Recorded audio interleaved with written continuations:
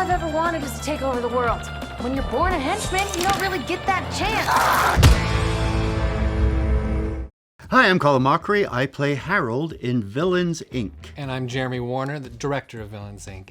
Give me 1 second. No, that's a nice touch, the cleaning up the glasses. It's really, I think Scorsese did it. Maybe. In Goodfellas. It's been a while since we shot the movie. Yeah. I loved working with you. Thank you. Can you tell me what it was like working with me?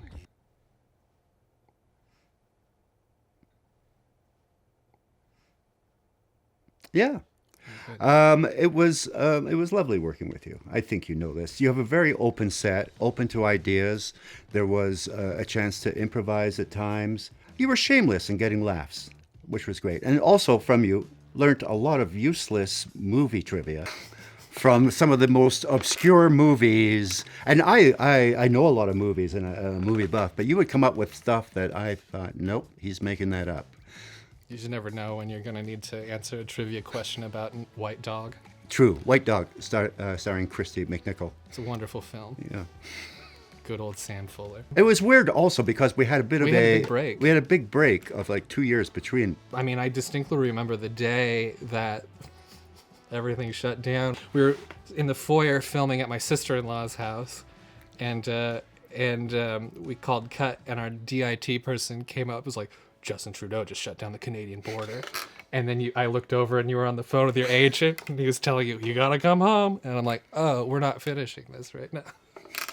That was one of your favorite moments? I mean, it's a memorable one. It is a memorable one. I mean, it was such a great cast and everybody really seemed to get along. And it was really, there was just a lot of fun stuff. For you, there were a lot of scenes with a lot of people doing a lot of things. Yeah. Do you enjoy that?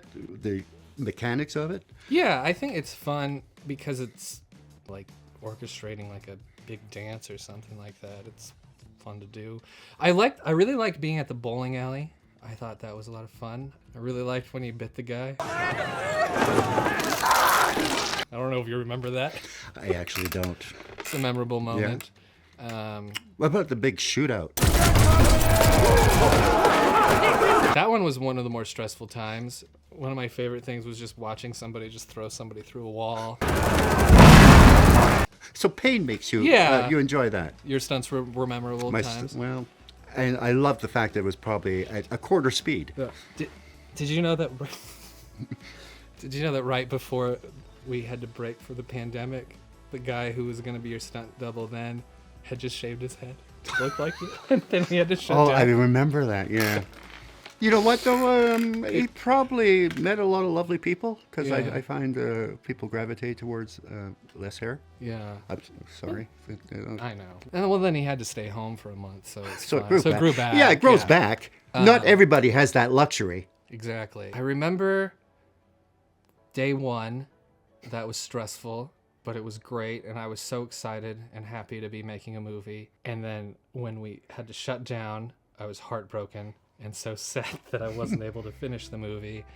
And then when we got back together 2 years later, it was one of those things where you're just like, kind of, don't break my heart again. So you just kind of keep everything held in and stuff. And then when we wrapped, I just went and stood in the corner of a warehouse and just kind of cried by myself and walked back in and went home.